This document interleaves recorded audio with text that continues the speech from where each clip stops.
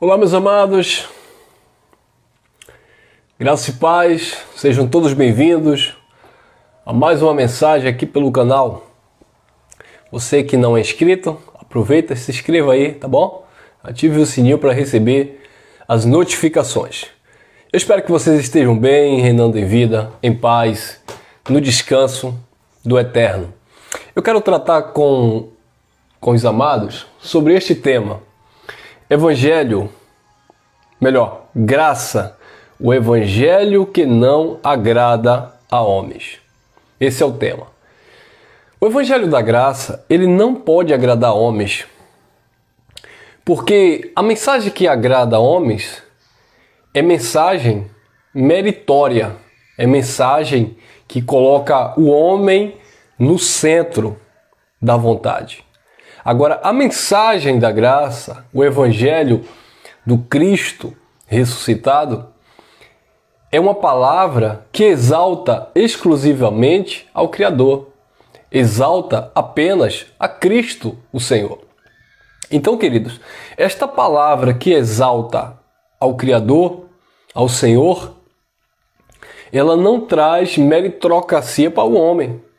E uma vez que o homem não se vê digamos assim, útil para sacrificar, para ofertar, para pagar o preço, para cumprir as suas indulgências ou liturgias religiosas, eles logo não recebem.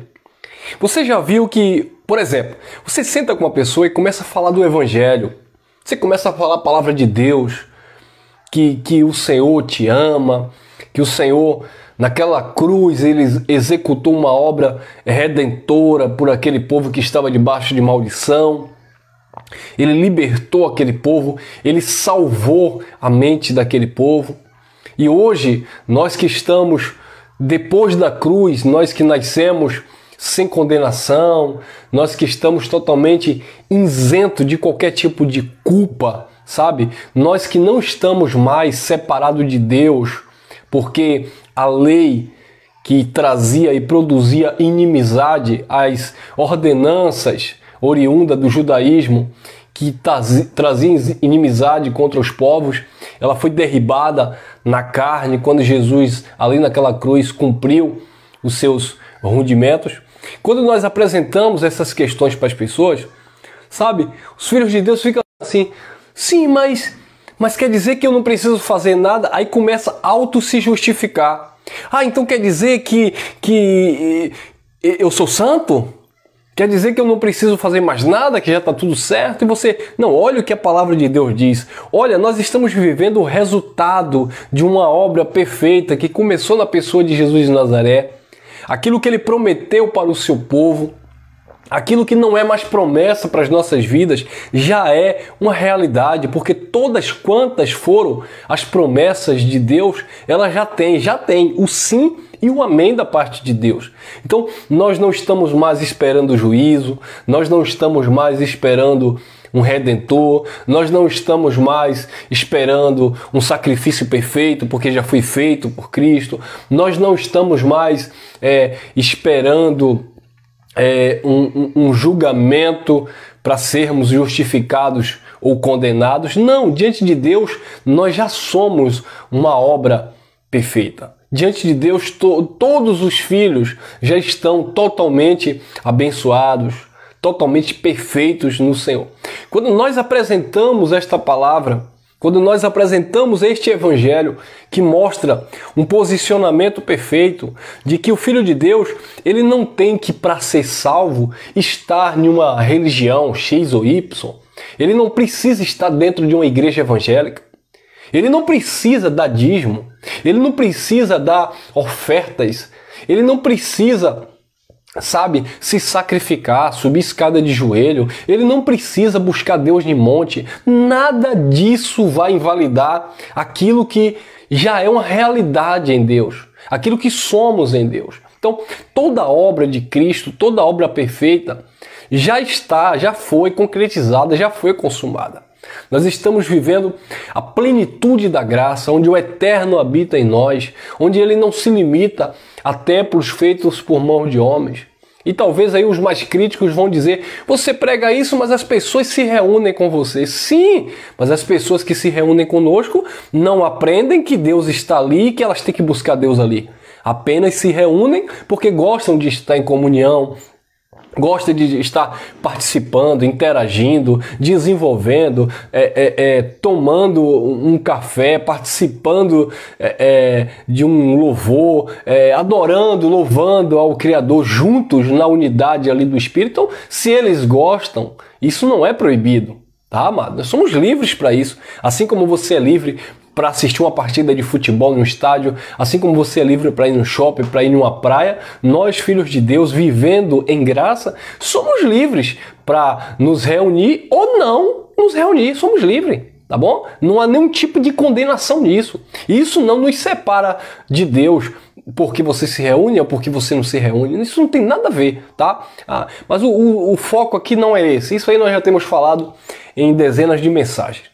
Mas o evangelho que apresenta você perfeito no Pai, esse evangelho, que é o evangelho da graça, a plenitude da graça, isso não agrada aos homens. Porque, como eu falei, os homens gostam de pagar o seu preço.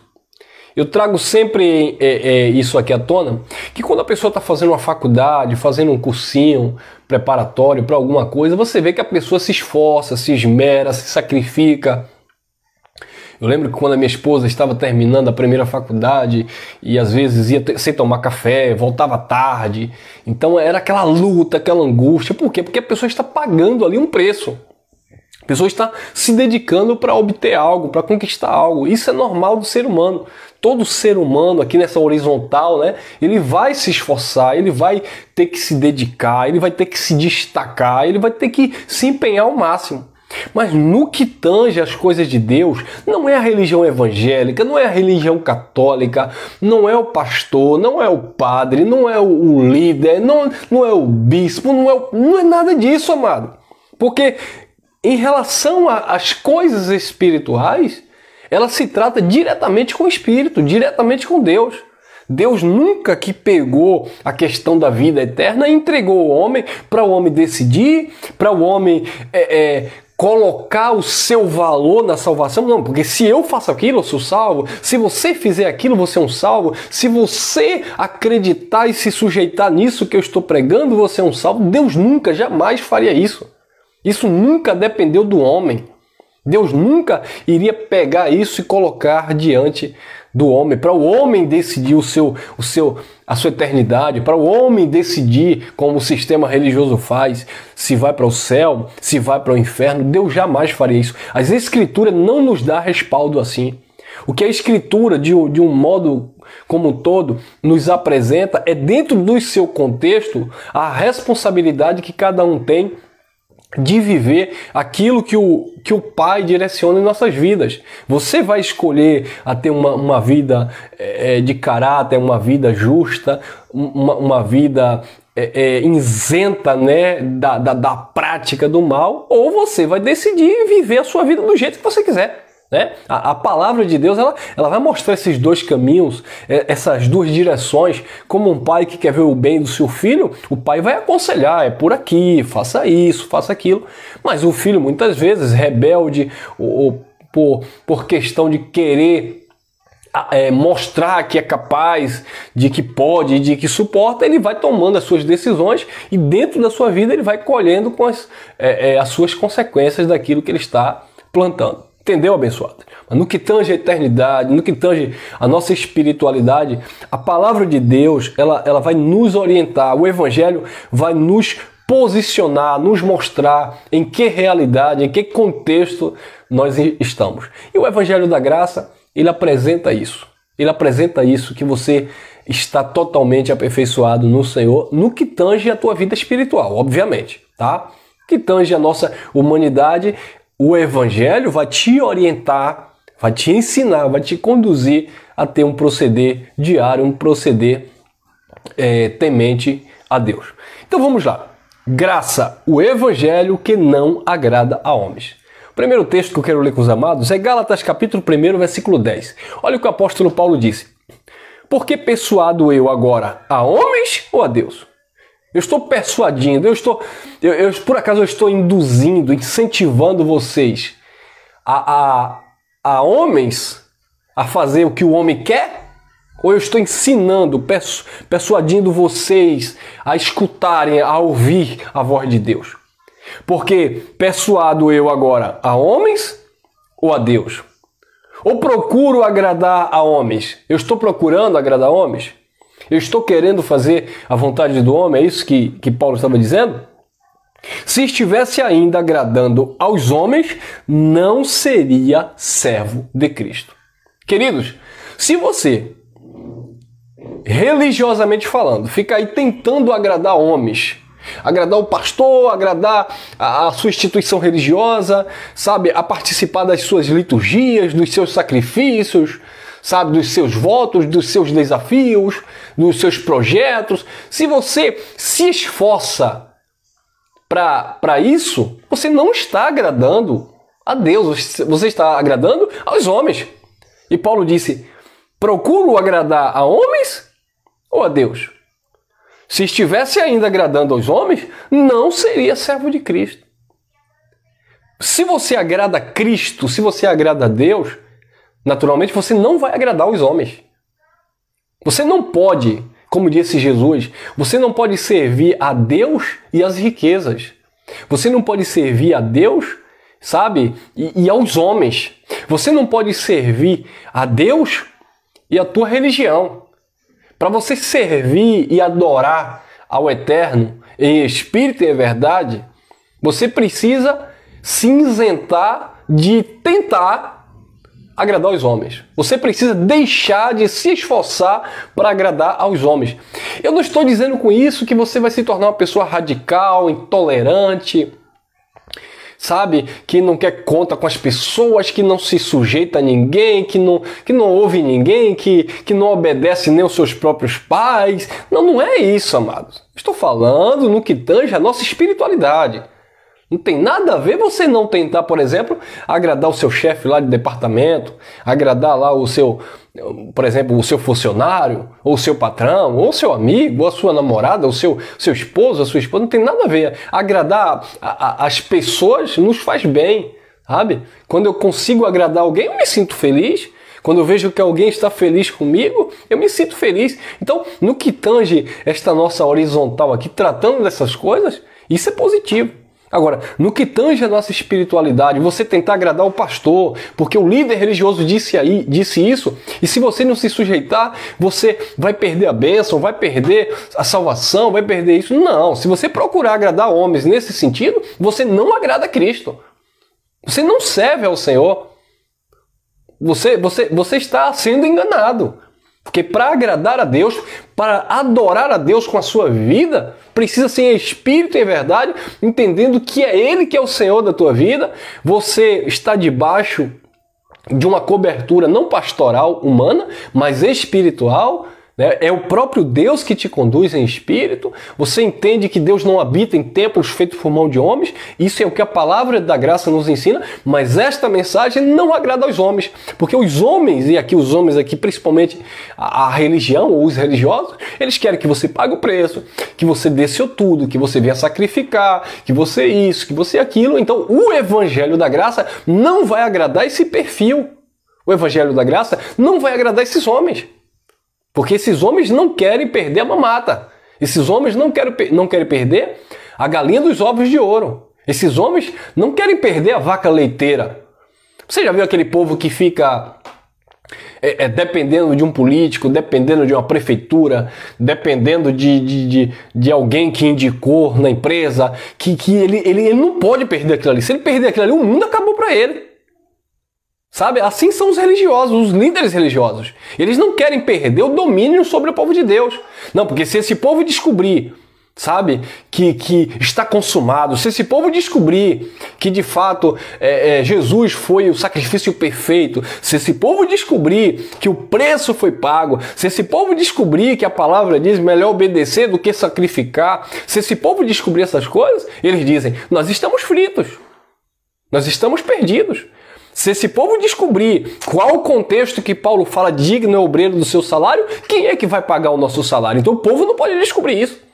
Se esse povo descobrir que Deus ama quem dá com alegria, mas se eles descobrirem que, na verdade, Paulo estava pedindo ali donativos para ajudar os cristãos mais pobres, nós estamos ferrados.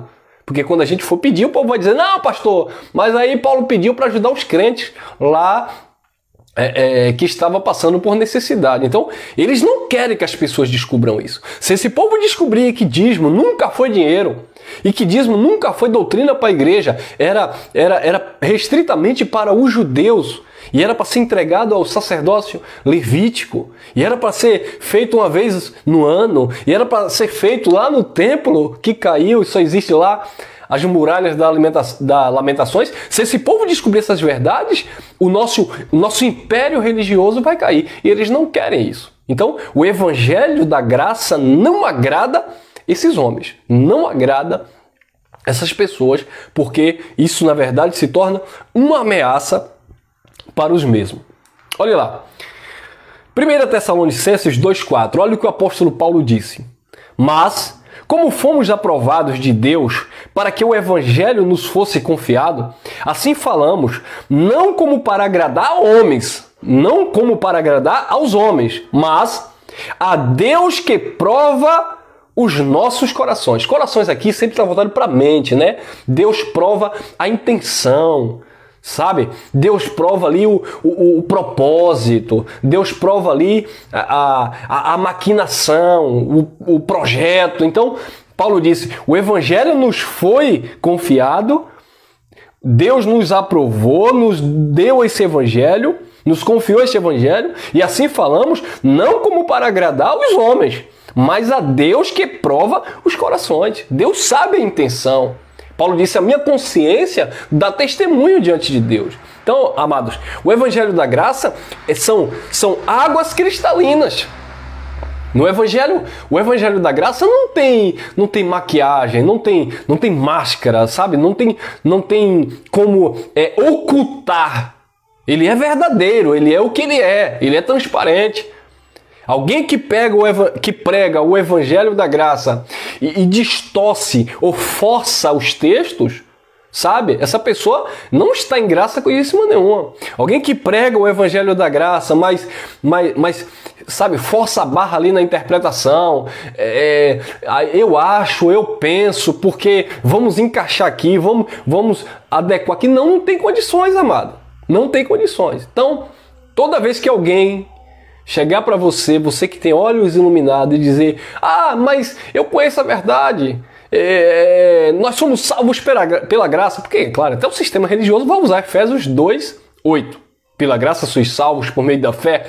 Isto não vem de vós, é um dom de Deus. Primeiro que ali o texto não está falando de salvação eterna, não tem nada a ver, tá? Pela graça sois salvos por meio da fé. Estava falando para aqueles que estavam aprisionados, perdidos no judaísmo, perdido no sentido de estarem transgredindo a lei. E Deus manifestou a graça ali, salvando a mente, as almas daquelas pessoas, né? Trazendo uma renovação de entendimento para que eles, pela fé naquela graça, naquela palavra, naquele ministério que Cristo instituiu pelo seu sangue, eles fossem salvos, tá? Tem a ver com salvação eterna, aquele texto. Diga-se de passagem, o nosso espírito, que é o que vai para a eternidade, nunca precisou de salvação. Ele nunca esteve perdido. Respondendo uma pergunta de não sei se foi um irmão, uma irmã, me desculpe aqui. Eu sei que alguém comentou no canal, ou foi no meu WhatsApp, me falhou agora a memória, onde o irmão disse assim, irmão Elson, mas o espírito não morre. E quando Jesus foi pregar, né, lá nas partes mais baixas da terra, ou na tradução errônea que tem aí, Jesus foi pregar aos espíritos que estavam aprisionados lá no inferno. Os espíritos estavam mortos? Não, queridos, eu já falei, eu acho que eu falei para o abençoado, mas eu quero passar aqui. Espírito não morre. Quando a Bíblia diz que Jesus foi pregar aos espíritos que estavam em prisão, é no sentido de quando Jesus morreu e ressuscitou, e toda aquela obra redentora, desde a ressurreição até o ano 70, com a parousia de Cristo, Jesus ressuscitou nesse sentido de aqueles espíritos não estarem ainda glorificados. Aí Jesus glorificou aqueles espíritos, Jesus arrebatou, né, o arpazo tomado para si tomado a distância nesse sentido, tá bom? Não é que o espírito estava morto, o espírito não morre. Simplesmente eles não estavam, digamos assim, unido ainda ao Pai, tá? Essa é a ideia. Não estava unido ainda ao Pai. Jesus foi lá e libertou daquele estado de dormência, por assim dizer, tá? Mas isso foi para eles. Depois do ano 70, depois da queda do templo, isso não existe mais. Todos os filhos de Deus em espírito já estão totalmente aperfeiçoados, salvos, já estão vivendo de fato aquilo que era promessa para aquele povo lá do primeiro século, para quem Paulo estava ministrando, tá bom? Mas como fomos aprovados de Deus para que o evangelho nos fosse confiado, assim falamos, não como para agradar aos homens, mas a Deus que prova os nossos corações. Deus prova a nossa mente, Deus vê a intenção. Queridos, Deus conhece, né? Não precisa você falar, Deus já sabe o que está no teu pensamento. Deus prova a nossa mente. Então, às vezes, a religião nos ensinou a sermos hipócritas, né? Fingir, fazer de conta, dissimular, agir maliciosamente. Mas no campo da graça não tem como, amado. Você pode tentar fingir, dissimular, articular, mas Deus prova a mente, Deus prova o coração, não adianta. Eu vou até dar uma resposta aqui a algumas pessoas que, não diretamente para mim, porque aí eu dou logo a deixa na lata, tá? Mas algumas pessoas murmuram, né, nos bastidores, diz assim, porque o irmão, ele lá no sistema religioso, ele tinha medo do diabo, ele tinha medo de perder a salvação, ele tinha medo do pseudo-inferno, então ele não fazia nada de errado. Aí quando ele veio para a graça, ele descobriu que ele é livre, que ele é um salvo, que ele é um abençoado. Aí o abençoado agora largou a esposa, tá com outra mina, e agora tá na cachaça, e agora tá com palavrão na boca, tá isso, aquilo. Queridos, eu também estava no sistema religioso, e mesmo eu com medo de perder a salvação, com medo disso, com medo daquilo, hoje eu estou vivendo o evangelho que me promove um descanso eterno, e eu não estou aí usando da minha liberdade em Cristo para ficar dando ocasião à minha carne. Na verdade, o evangelho da graça, que não agrada a carne, não agrada a homens, manifesta realmente que essas pessoas sempre foram.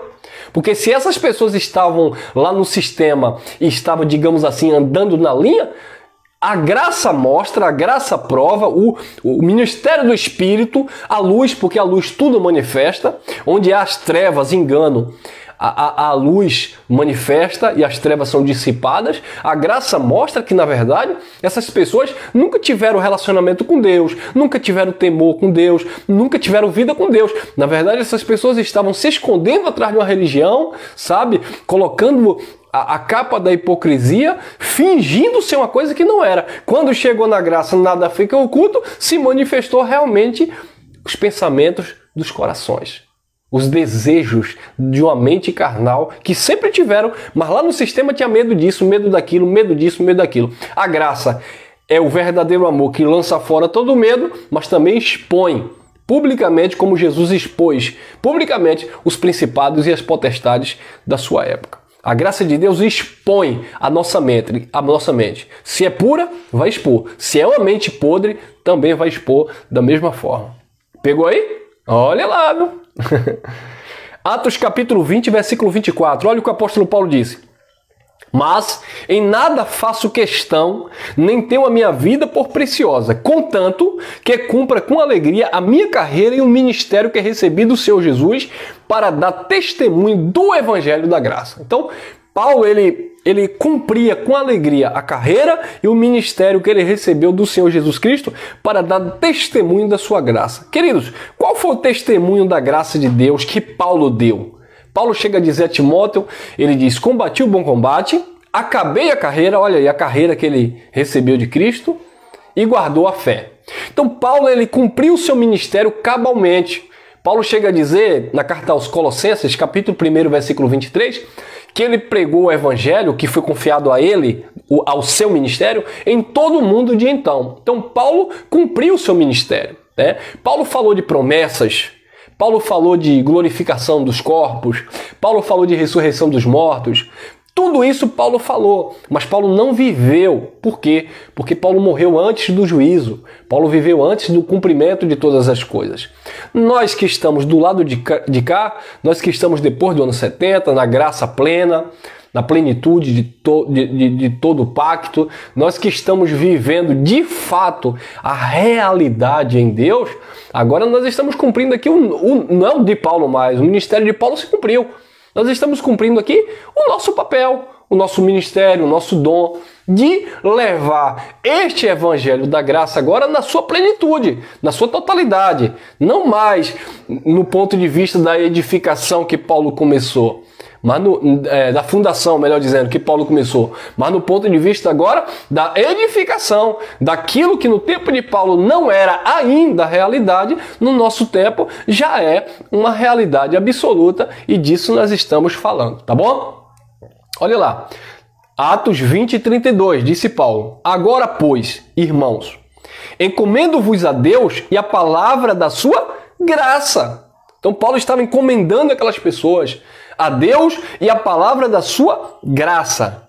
A Ele que é poderoso para vos edificar e dar herança entre todos os santos. Então observe a fala de Paulo, da herança.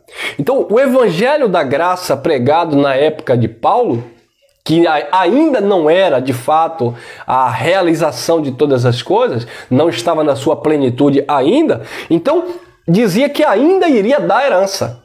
Ainda daria herança. Agora hoje, existe alguém aqui esperando a herança de Deus? Claro que não. Esse povo que Paulo pregava, que Paulo recomendava o evangelho da graça em sua época, esperava herança, esperava ressurreição, esperava glorificação, esperava juízo, né, que vinha sobre os judeus lá no ano 70, ou seja, a vinda do Senhor. Esperava a vinda do Senhor, esperava juízo, tá? Dá no mesmo. Então, eles esperavam todo esse contexto, né, em que Paulo viveu. Nós não estamos esperando herança, nós não estamos esperando redenção, nós não estamos esperando salvação, porque tudo de fato nós já temos e somos no Criador. Agora, pois, irmãos, encomendo-vos a Deus e a palavra da sua graça, a Ele que é poderoso para vos edificar e dar herança entre todos os santificados. Todos quem? Vírgula. Todos os santificados. Não era todo mundo, todos os santificados. Aqueles que estavam ali de fato se santificando, se separando, esperando a herança, esperando as promessas, e eles a receberam. Olha lá, Gálatas capítulo 2, versículo 21. Eu costumo dizer que esse relato aqui, principalmente a partir do versículo 11, é Paulo conversando com Pedro. Embora Paulo estivesse ali expondo diante da igreja, porque diz o versículo 11 que Paulo repreendeu Pedro na presença de todos. Mas observe aqui que o diálogo aqui ele é muito pessoal. É Paulo voltado para Pedro, por causa da dissimulação de Pedro. E Paulo diz, você não anda em conformidade com a verdade do evangelho, tá?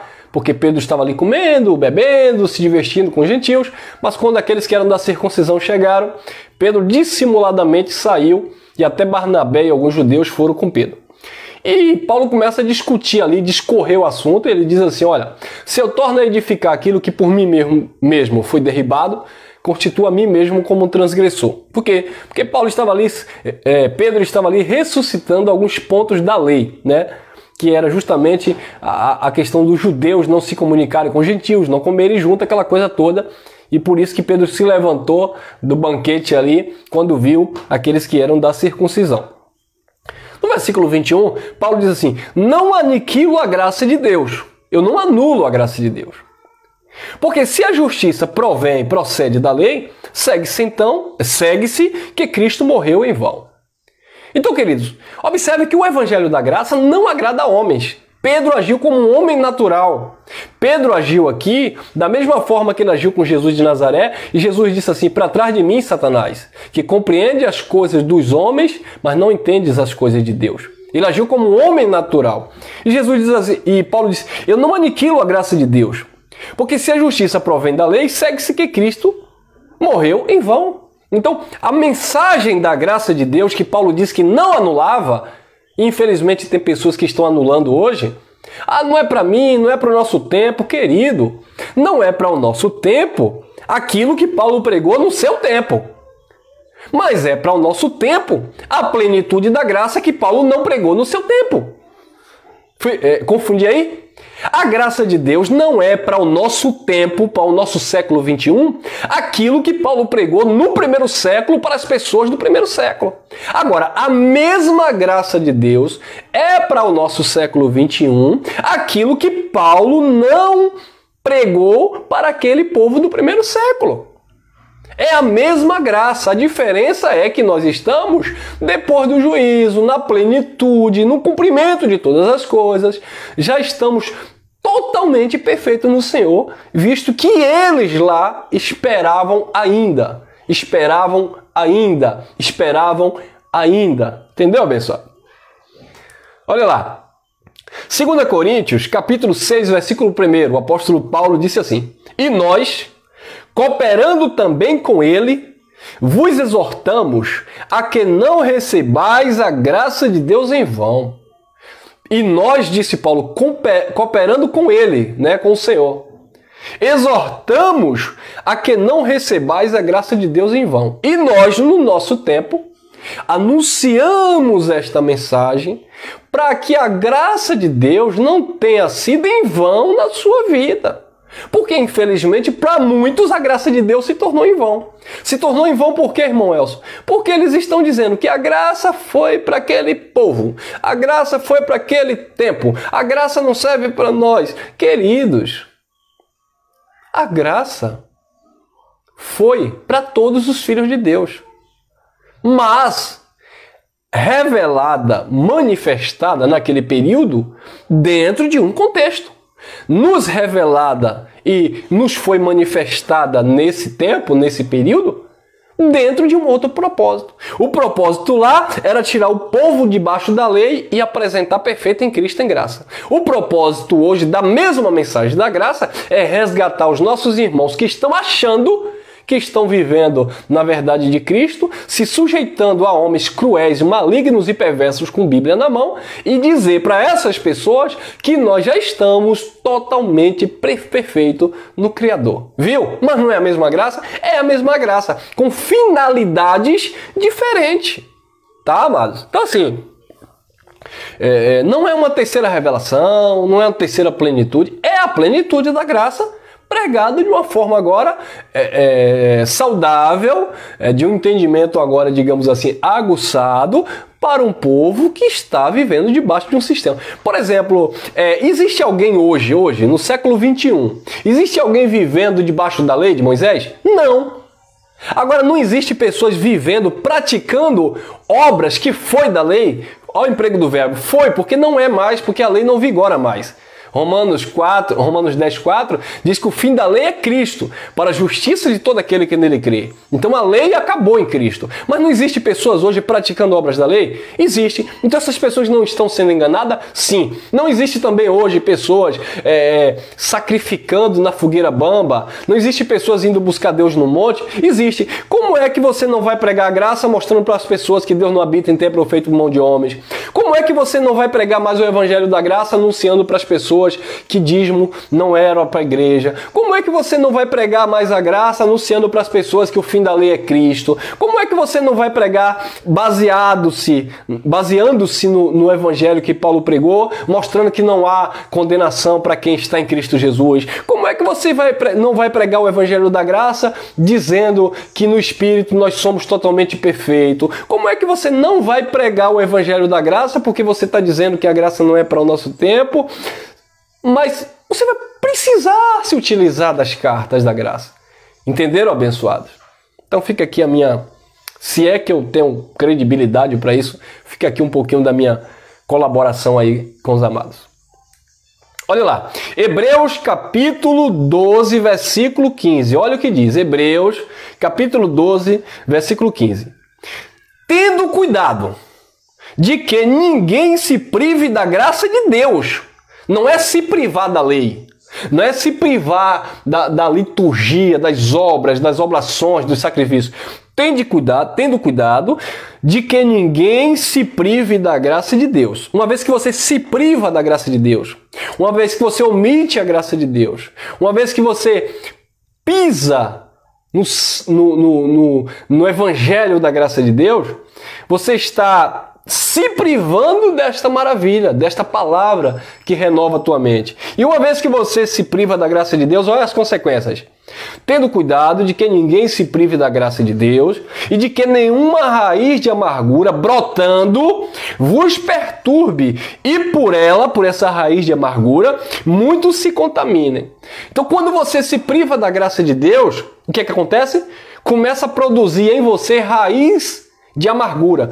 E quando essa raiz de amargura chega, porque você se privou da graça de Deus, você agora vai perturbar muitas pessoas. É o que está dizendo o texto. Olha lá, olha lá.